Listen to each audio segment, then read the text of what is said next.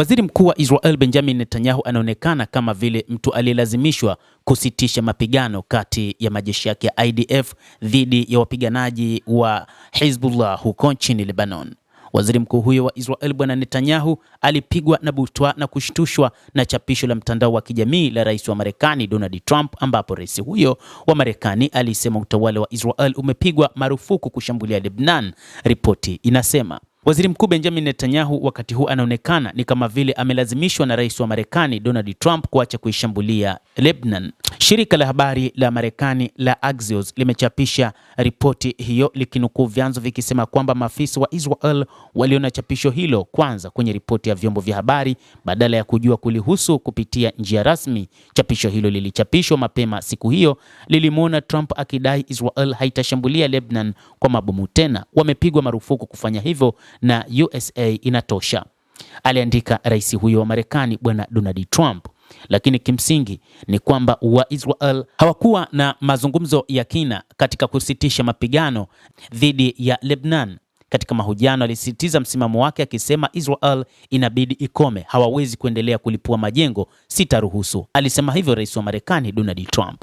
Trump alikuwa ametangaza siku ya Alhamisi kwamba serikali ya Israel na Lebanon zimekubaliana kusitisha mapigano kwa siku 10. Lilifuatia tangazo la rais wa Marekani la utulivu wa pande mbili katika uchokozi usiokuwa na msingi unaolenga Iran. Akitoa tangazo la mwisho, Trump alisema pendekezo la hoja 10 la kusitisha mapigano lililotumwa na Iran ni msingi unaotekelezeka kwa kujadiliana na mfumo mkuu wa mazungumzo na Jamhuri ya Kiislamu ya Iran. Miongoni mwa mambo mengine, pendekezo hilo limebainisha kusitishwa kwa mashambulizi ya Israel dhidi ya Lebanon kama sehemu isiyoweza kugawanyika na ya kusitisha mzunguko wa uchokozi usiochochewa na mashambulizi ya kulipiza kisasi katika eneo zima. Chini ya makubaliano na Lebanon, utawala wa Israel umezuiwa kufanya mashambulizi ya kijeshi dhidi ya malengo ya Lebanon, ikiwemo miundombinu ya kiraia na ya serikali. Maafisa wa Israel wanakabiliwa na hali ya wasiwasi katika wadhifa wa Trump, akiwemo balozi wa Washington Yachiel Leiter. Wametaka ufafanuzi kutoka ikulu ya White House na kuchukua hatua haraka ili kubaini iwapo sera ya Marekani imebadilika na kuibua wasiwasi wa ikulu ya White House.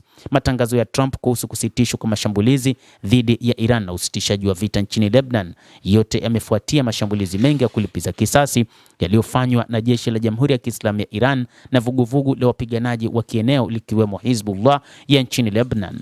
Baadhi ya mashambulizi yamefanywa kupitia uratibu kati ya vikosi vilivyopangwa kulipiza kisasi. Kabla ya tangazo hilo kuhusu Lebanon, spika wa bunge la Iran Mohammad Bagher Kalibaf aliandika katika chapisho lake kwenye ukurasa wa X kwamba kuibuka kwa uwezekano wa kusitisha mapigano nchini Lebanon kutakuwa chini ya mapambano ya kudumu yanayoanzishwa na Hezbollah na wanachama wengine wa mhimili wa upinzani wa kikanda.